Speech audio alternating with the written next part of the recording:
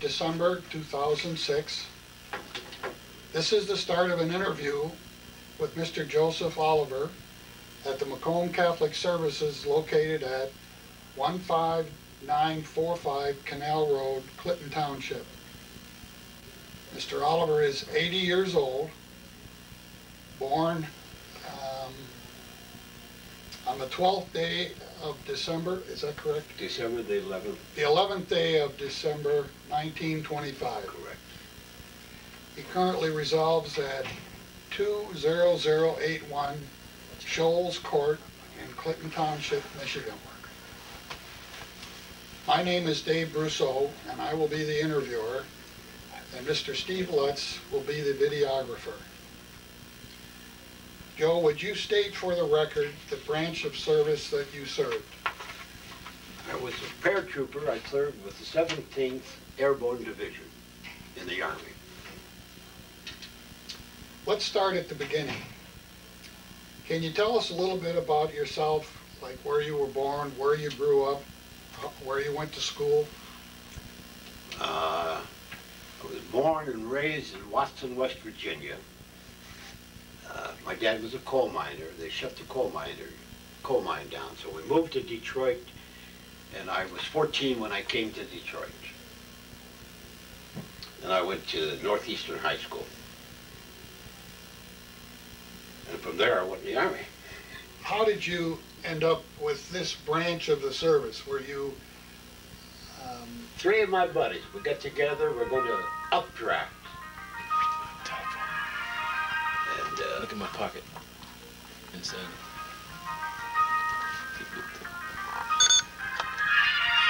Was passed, when I got in the Army, I heard about the paratroopers paying $50 a month extra, and that's why I did it, to get the $50. So you hadn't finished high school when you... No, I had 3 months to go. I came back and went. And I suspect you were living at home at the time? Yes, I was. Do you recall your first days in the service in boot? Yes, I do. Of course, I was only 18. I was nervous. I was down in Camp Robinson, Little Rock, Arkansas. I didn't know what was going to happen. And I was sorry I joined. I wanted to go home.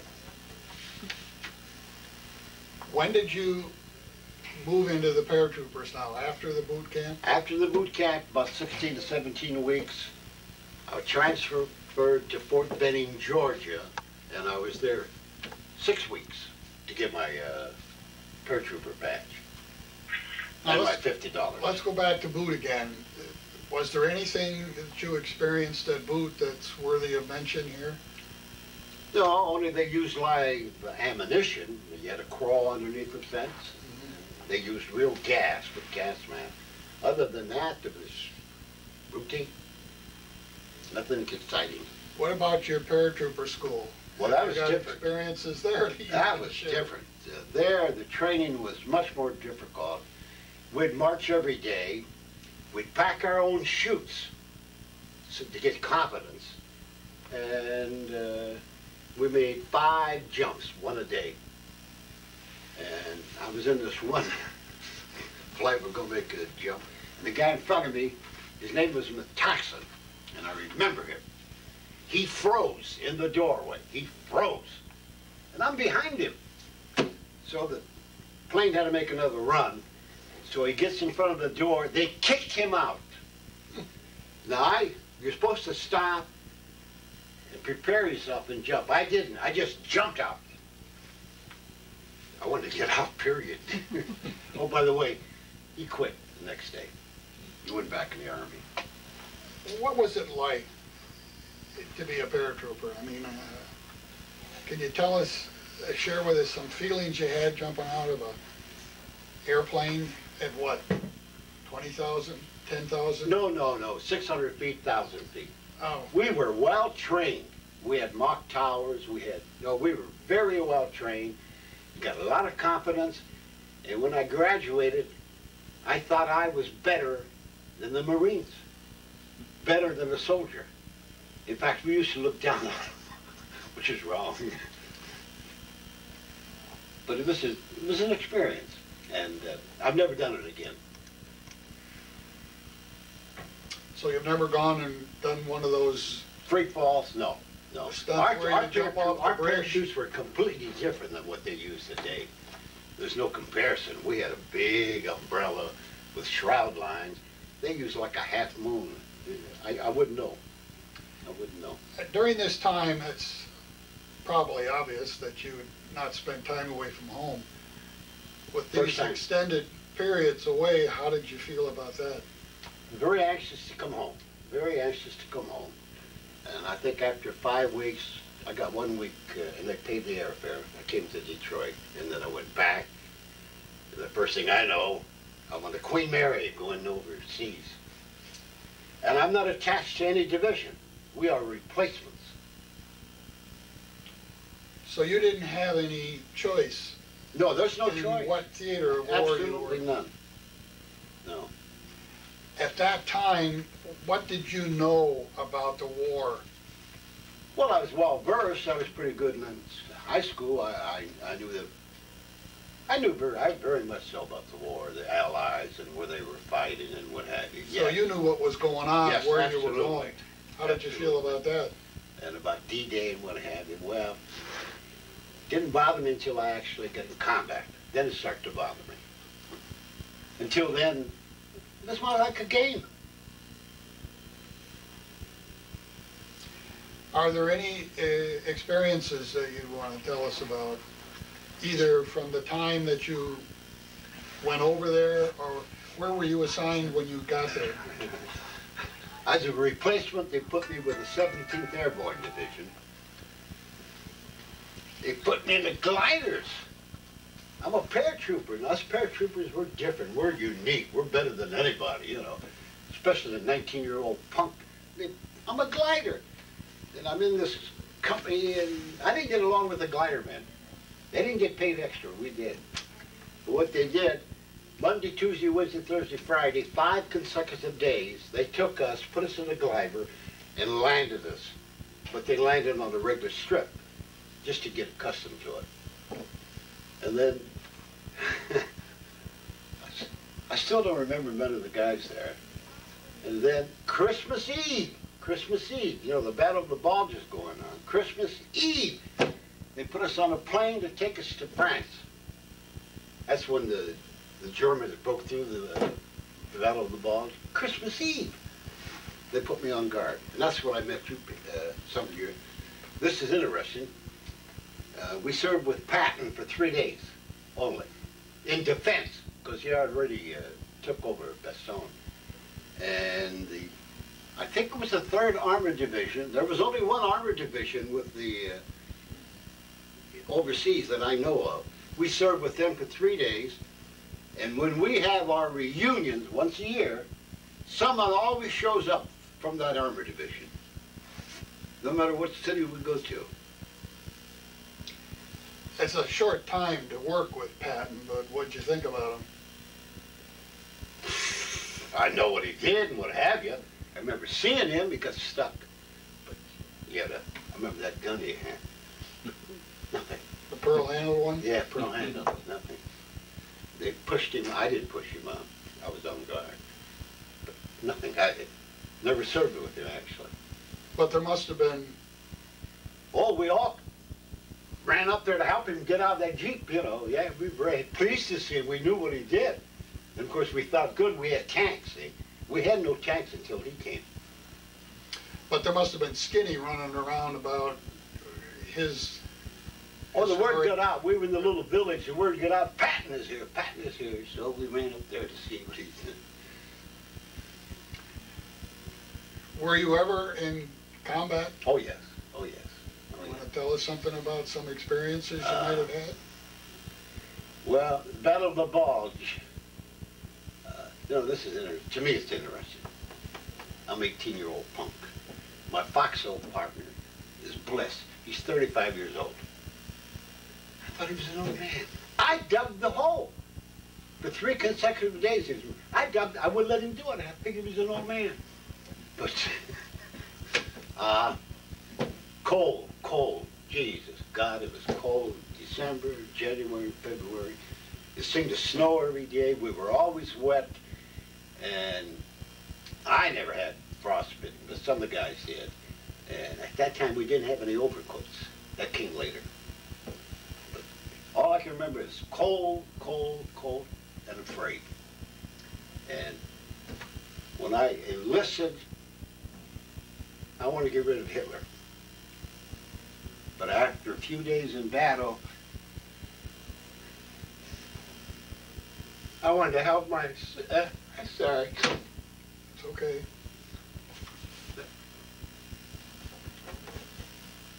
I want to help my soldier buddies. And I fought for them, and they fought for me. We protected each other. Didn't think anything of Hitler or what the hell we're doing here. Just want to protect each other. And that's the only thing that gets you through. Now, at this time, where were you stationed? This would be the Battle of the Bulge. This would be the name of the city, I think, was Saint-Humant. Yeah, in that area. There's about 10, 15 little villages. And they're located in what country? Belgium. Belgium. And every village that we liberated, I think there's 10 of them, today, each village has a museum showing the 17th Airborne. And one of the largest cemeteries is Maastricht, where the 17th Airborne and other soldiers are buried, and the Belgian people take care of it. We still get letters from them, from the kids. Some of my buddies went over there to talk to them. But, Have you ever been back there since? No, I haven't. Have No, you I ever haven't. thought about that? I wouldn't. Well, I want to trace my story. Not really. Not really. Yeah. No. I'd like to go back to Berlin.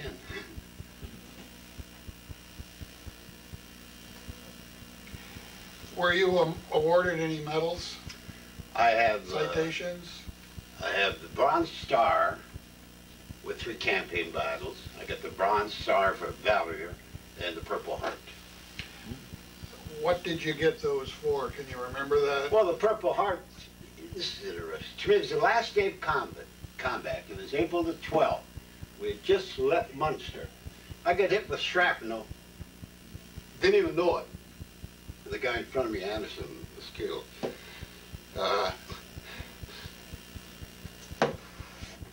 Take your time. I never brought this up before. Anyway, I was running across the, well, you might call it a street. And I went to this farmhouse where my buddies were, Jack Thomas and what have you, and they said, "I'm damn, Momo, you're bleeding like a stuffed pig." I didn't know it. My hand was hit with shrapnel and my leg. They bandaged it up. Nothing else to it. Wasn't serious. But it got me 5 points. I didn't have to go to Japan. That was important. If you had 45 points or more, you could stay, which I did. I was transferred to Berlin later on. And what were the points based on? Time? Service, decorations, medals, and what have you, yeah. If you had to have 45, I had 48. Because the war in the European theater ended prior to The the Japanese. Pacific Yes, it did. theater, there must have been some skinny running around that some of you were going to be transferred over there. Absolutely. But then they came out with that. If you had 45 points or more, I had 48. I didn't have to go. But yeah, quite a few of the younger ones had to go. But, when the heck, I think that was August, yeah. These guys, they didn't have enough points. They came to America. They didn't have to go anywhere. They were discharged. The war was over. But I enjoyed it. I went to Berlin and I enjoyed it very much. While you were there, how long were you in Belgium? I went from Germany to Belgium, back to Germany, January, February, March. About 4 months. Did you have any time off? in that period? No. Because we were, remember the Bulge happened. Mhm. And no, we didn't have time off. And I was planning, you probably heard of Arnheim. Mhm. They goofed, they fouled. We didn't. We went there again later. But there were no time where you were given some relief time? No, absolutely Where not. replacements came up and Well, you always got replacements, but no. those were only for those that Yeah. were missing. How did you keep in touch with your family? We wrote a letter, we got mail, and I got packages. Most of us said that we would share, like I remember sometime I got pepperoni and what have you.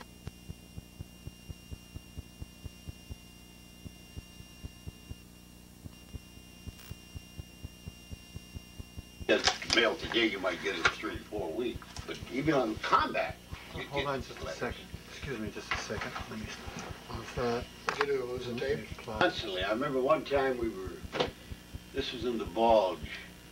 I mean, we've been there, we're cold, we're sweating, haven't had a shower, and the captain made a remark, when we get to the nearest house, we'll take showers and what have you. We didn't get him. Boy, were we upset. We were upset. But the lieutenant came out and talked to us, says, if you guys do anything, they'll get you in trouble. So we didn't do anything. I imagine the time that you were there, you probably lost some buddies. Oh, hell yes. You know, this is interesting. Not to you, to me. I'm with the 17th Airborne Division. They had never seen combat. Now, the 82nd and the 101, they were airborne. They fought in Algeria and they fought in Italy. They transferred certain individuals to our outfit. Lieutenant Grover, he was transferred. Can't think of his name. The #1 scout was transferred from over there. And Sergeant Giuliano, 3 of them. They were combat veterans, going to guide us and what have you. The first day of combat, within hours, all 3 were killed.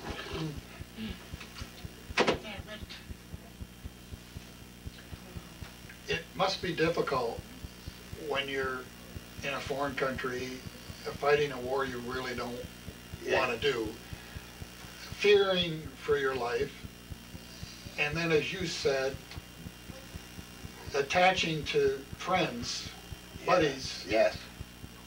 and then losing those Yes. buddies. How does that make you feel? I mean, this is the only thing you're holding on to, and then you lose it.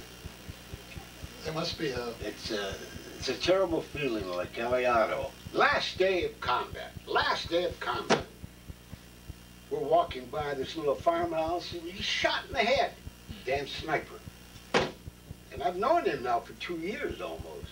And then we think about his family, and I think later on we got together and we all put in a word or two to his family. But the last day of combat. And then you say to yourself, Joe, why not you? Yeah. Why not you? Did you ever get an answer to that? No, still don't. But I'm a better person. Yes, much better person. Yes. What was the food like? Well, I tell you what. Well, the food was good. I didn't mind it. Even during combat, we got hot meals. Now, we didn't get it that particular day. We didn't get 3 meals, but maybe late at night, they'd pull up and we'd have a hot meal. Yeah. What was it, a chuck wagon truck like that was? That's what it was. Yeah. It was, yeah.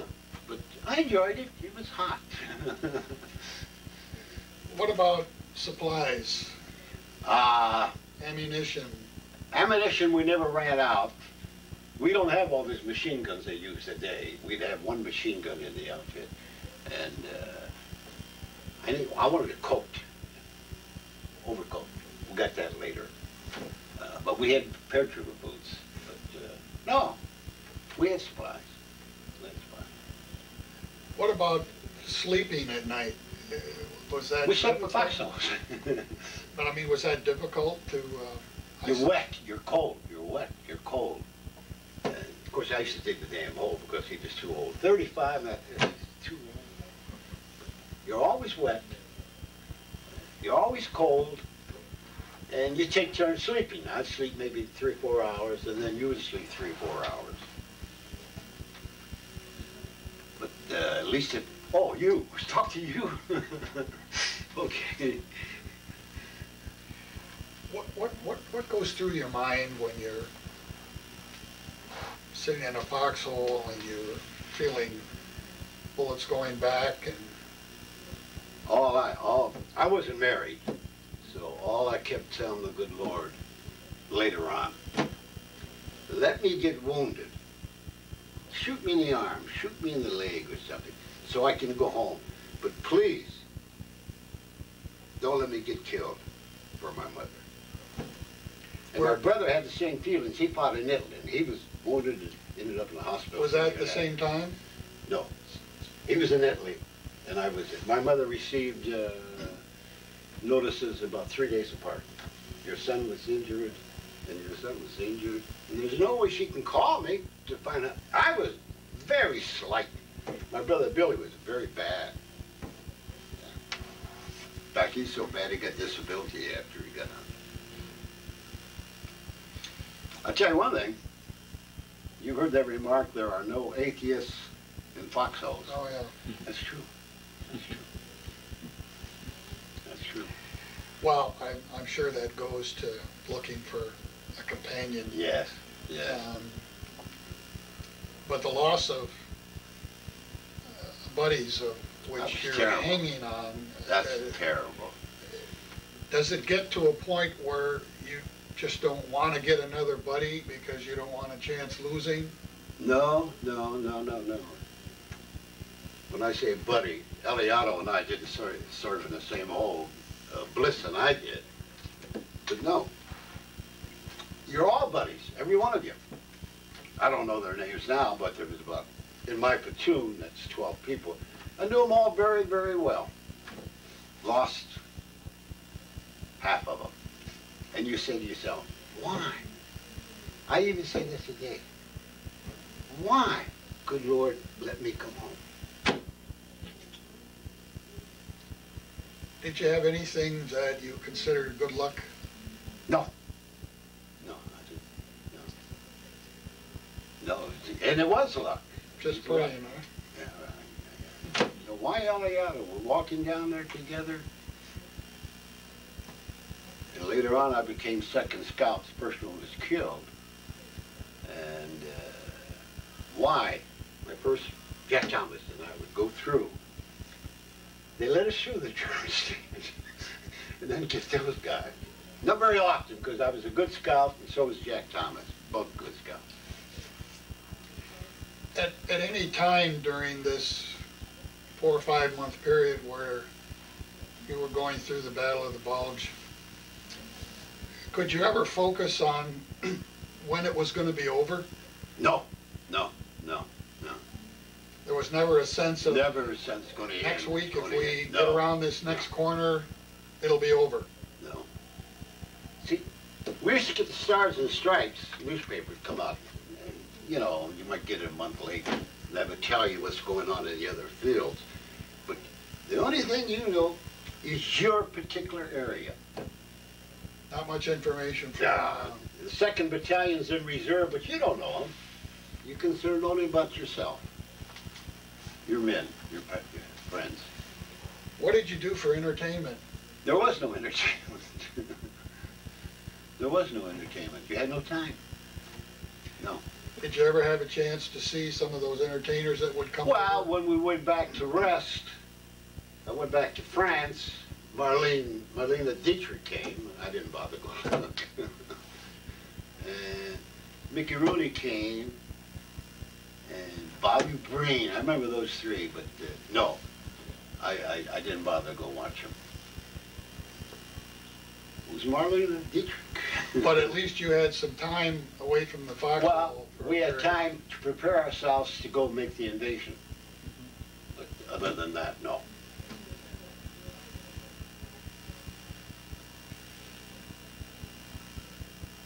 Was there anything that you ran across that could be considered humorous that you recall? Yeah, we Yeah, we had a lot of humor. We used to make a lot of cracks about the captain.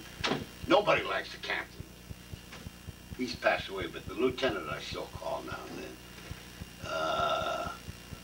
We had jokes, yeah, we had humor, but I can't think of anything. Couldn't pull any pranks. In combat, you can't. But see, I was transferred to Berlin, and that's where I had my time of my life. I enjoyed that. War's over. How did you hear about the end of the war? Did you know it was coming? No, heck no. I was wounded on the 12th or 11th, and I think President Roosevelt died on the 11th or 12th. Then a few days later, I remember the captain telling us that the war is over. It's been signed. Not in Japan, in Germany. But How did you feel then? I feel relieved. God almighty, I feel relieved. I just been wounded. I got to go fight again. But the war was over. Thank God. It was announced the war was over. Well, However, there are the lieutenant told us. There are certainly factions that hadn't gotten the message yet. I imagine they must have said, Well, war's we got over, to but- us. We got to us, and we were on the front lines. And at that point there were no more no more shooting going on. Worst part about war is the shelling, night after night after night. So that's You're in your damn foxhole, and these shells are coming. Shells are coming. That scared the heck out of us. Yeah. I still hear them now and then. Right now I hear them. They kill more people than rifles. Did you experience the buzz bombs? No. That happened in England. We're in Germany fighting. When did you hear that Hitler was now gone? Where the heck were we? I'm off the front lines. I think I'm in the city of Mulheim. Then we heard, yeah, that's when we heard. Was this yeah. after the end of the war announcement or before? After. All right, the war's over. Yes. Where are you at now? What's Joe doing now? I got my 48 points. I don't have to go to Japan. Thank God. They put me with the 82nd Airborne Division, and I went to Berlin at the time of my life. And the war is over. What was the purpose of going to Berlin? You know, we were still... Russia was supposed to be our ally, but, you know, we still had problems. They divided the city into 4 sections. 1, 2, 3, 4. And I just came across this. You read German? No. You read Russian? No. You read French? A little bit. The Just shoot bad language, words. you can't go. Anyway, you had to have this pass if you left your section of Berlin. It's like crossing canal. And the Russians were there. All that time, we never went to the Russian territory, not even once. There was a nightclub on the corner. The Russians were there. They had guns. The war's over. We didn't have guns. The French didn't have guns. The English didn't have guns. We could walk very freely into the French section or the English, but Russians, no. Could not cross. So there's certain places in Berlin I never did see. So these were like movie tickets that allowed you access to those 4 quadrants. That's correct. And they were in the language of the quadrant holder.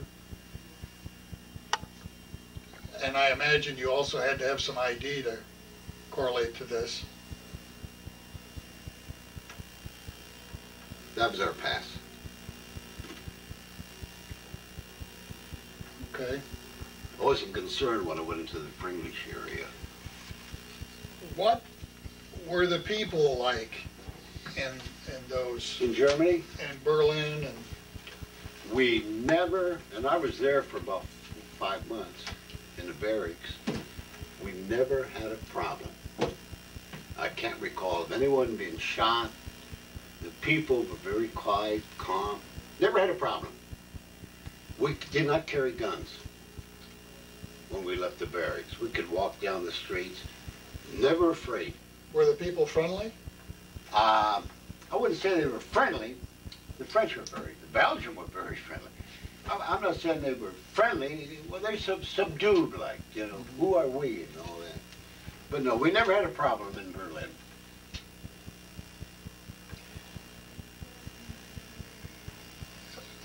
When you were released from Berlin, I imagine they gave you some notice that you're going home. Going home, yeah.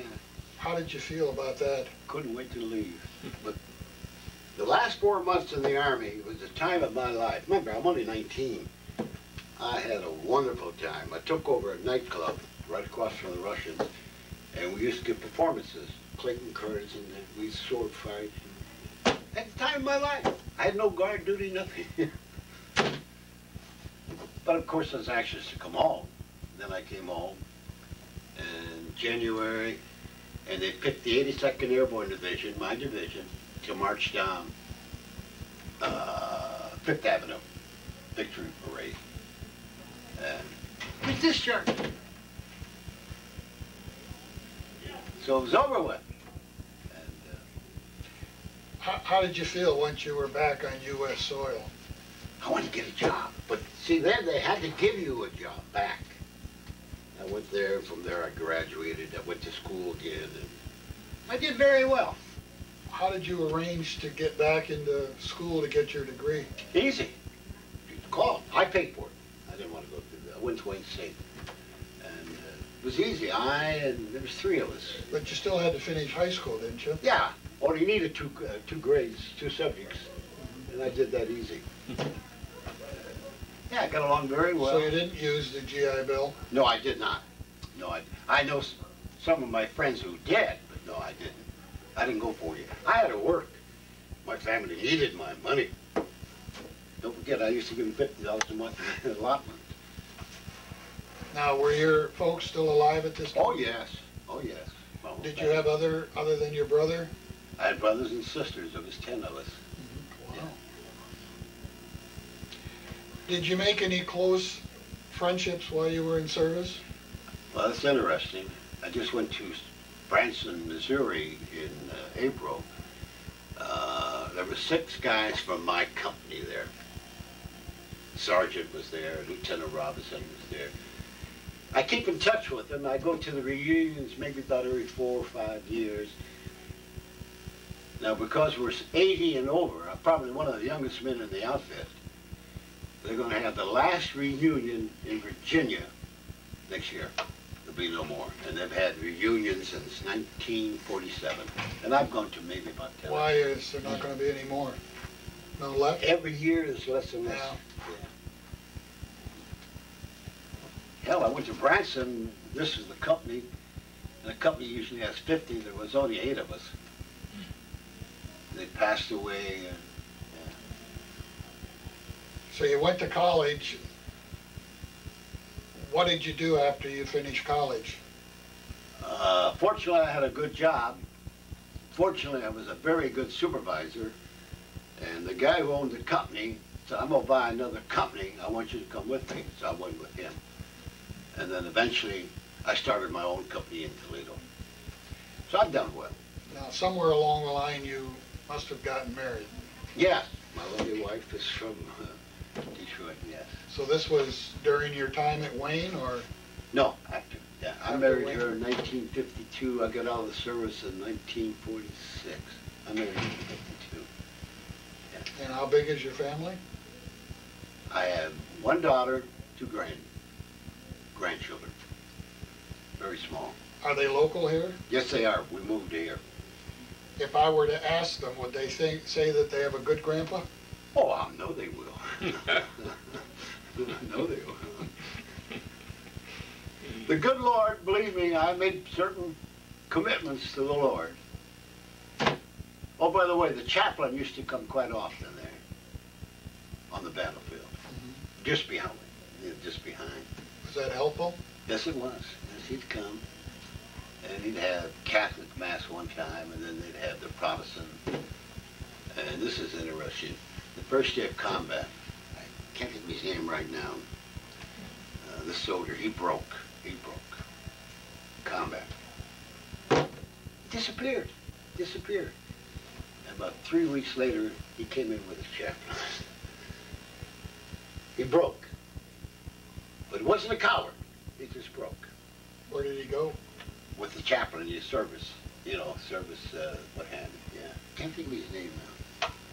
But he's the only one I know that broke.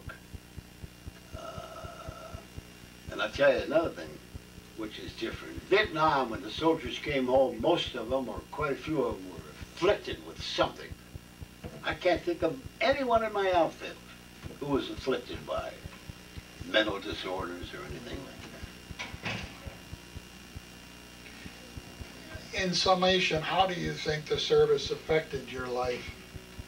It made me a better person, absolutely. Well, the war did, not the service. The war did. I didn't like the service, but the war did, yes.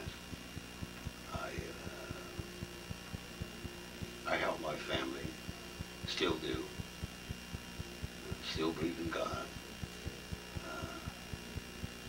Yeah, it hasn't helped me being in service except for that. Would I recommend service for anyone? I would like to see them go there for maybe just basic training, about 16 weeks, and then get home. To learn discipline. Is there anything that you want to share with us that we haven't already discussed? No, I think you're pretty well covered here. What information do you have there in front of you that might be of some Well, my interest? soldier's pay Yeah. and my pass, I just came across that. And I got my dispatch to prove that I was there and what have you. Should have that in the frame. Yeah, but see, I don't have a son. I got grandsons. Individual pay record. Yeah, $50 extra. What'd you get paid? Of course, you went in later. What was the pay then? $78. How much? $78. Even 61? See, I got 100. Prior to us getting together here, you spoke with our friend there, Mm-hmm. and you began to tell me a little bit about that relationship with the black group. Do you want to share some of that with us? All I can tell you, we've had reunions since 1947. I've attended maybe 10 to 12. Every reunion, we have at least 3 or 4 from the 3rd Armored Division. But they come. No matter where we at, like San Antonio, they show up. They show up. But where did they come in your service time? Battle of the Bulge, this would be just Christmas Eve, it'd be the next day that I get. And they stayed with us for about 3 or 4 days as we attacked various little villages. And this was a whole group of Tanks. soldiers? Oh, yes. Tanks. Tanks. Armored tanks only. See, we didn't have any of the Airborne Division. Was that under Patton, I assume? Under Patton. Absolutely. I didn't know that. Yeah, he had that pro-handled gun. Yeah. That was his division. See, and he knows very well, the Second World War, if you were black, you drove truck. Right. I can't think, what was it, Red Ball or something? I can't think of the Red name Ball of it. Express. What was it? Red Ball Express. Red Ball Express, yeah. Now, they came into the combat zone to bring you supplies and whatnot. But yes, Red Ball. That was the main supply line. That's Right. correct. That's why you ate. That's right. That's why meals. Absolutely. Why you had bullets. They get killed. They get killed. They're wounded. Yeah. Shells. Yeah. No, I made it. I still have close ties, like Christmas cards, phone calls. I was second scout. Thomas is gone through age, you know, and went to Missouri in July of this year. Met quite a few of my buddies. We still know. We talk, but we never bring up the bad. We never bring up the bad. How you doing, Joe? We're concerned to what we're doing now. Now, we know what happened then. And now and then someone will bring up, well, Aliato came up down there. He was a close friend of Cookie. And Cookie said, God damn it, Joe, why him? I don't know. A lot of luck. There has to be luck. I don't think the good Lord says, hey, I'm going to save you. I don't know. I don't know. Why did 3 combat people who fought through Italy and Africa first dead combat? You hear me? I'm a damn rookie. I wasn't hurt. I wasn't hurt. That was frozen cold. Why? That still sticks in my mind. Even I'm 81. Then I might say to myself, hell, these kids are only 18. Why? Come up with that answer. I don't know. I don't know. Well, that was the age that you were when you went there. Yeah. But they didn't come back. I did. I did. I'm no hero, but I did my share. I did my share. I did my share. Do you have your medals? Oh, yeah. You don't have them with you today, but... That's what I never brought it up until my niece, what was her name? Marcy. They took all my medals, they were in cases, you know. Gave them to her, and she made a... Nice. Yeah. Nice. And I look at it now and then, and I say to myself, I'll be damned. You know, a paratrooper, 18-year-old punk. Oh, by the way, don't mean anything to you, but I'm 18. I got to take another physical when I go to Fort Benning, Georgia to become a paratrooper. I'm thin. I weighed 138 pounds. I'm tall. And the doctor goes like this. 6, 138. I made it. That was the limit? Why did he do that? Why did he do that? I mean, he broke the... He's not supposed to do that. But, yeah, why did he do it? But yeah, paratrooper, we were better than the soldiers. We looked down upon them. Better than the Marines, better than the sailors, better than anything. We were paratroopers. We had distinctive boats, jackets, and what. We were different. We were well-trained. Well, I think in Vietnam they had, what, the Rangers, or no, Green Beret. Yeah, yeah. I don't know if they pay actually. Well, they had both, Rangers and the Green Beret. Okay. They pay extra? Oh, yeah? Whatever that means. Yeah, whatever that means. Yeah. It was $50. That's a lot of money, man. I doubled my pay. I made $100 a month. I sent 50 to my family. The rest, you can't spend it on anything, so what you do, cards. What else you gonna do with it? Especially when you're in Berlin. But, no, I had time of my life from August in Berlin. I ran a nightclub. Now the German civilians didn't come. Soldiers came from all over, you know. Except the Russians, they were right across the street. Right across, and they had guns. And I think we get that problem today with Russia. You can't trust them. Not that we had any shooting over there, but that always said to me, we're allies and I can't cross the street. I had no problems with the French or the Germans. The Germans, they lost the war. They never did anything bad to us. We took over their apartments and what have you, but not like in Iraq. Say, Iraq I would never serve. God, I think I'd desert.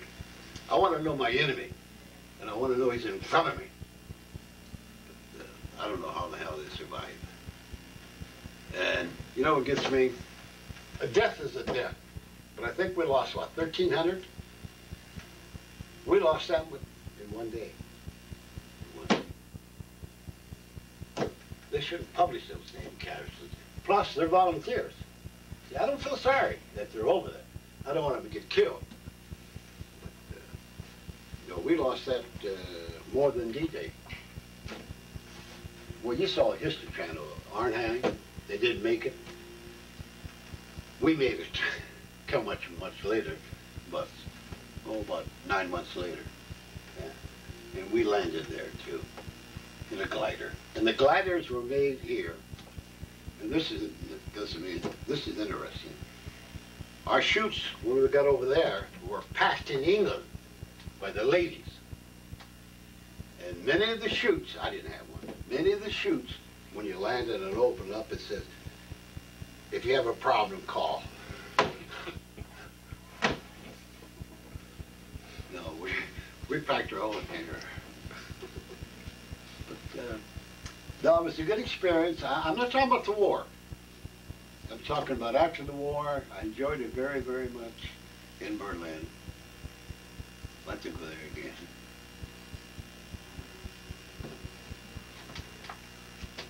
That's it. Now, the only thing I want to know is, you got teaching background, right?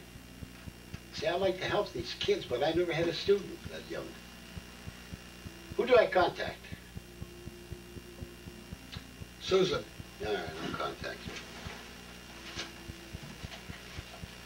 Well, thank you, Thank Joe, you. for your, I very appreciate it very for much. your effort. Yeah. I appreciate it very much. Read today's paper, or yesterday, today's paper about the soldier, no, a sailor, who got his Purple Heart after 60 years. Why it took him so long? See, when you're injured, you go to the hospital. Well, maybe They write nobody knew, Uncle Joe. Well, they Maybe- write you up at the hospital. Maybe the records didn't go with him, yeah. Yeah, I mean, some people get lost in the... Yeah, that's true, in the shuffle, yeah. I'm sure they tried the best they could, you know, back then, but Yeah. so many people. Well, anyway, he received it, so I feel good for him.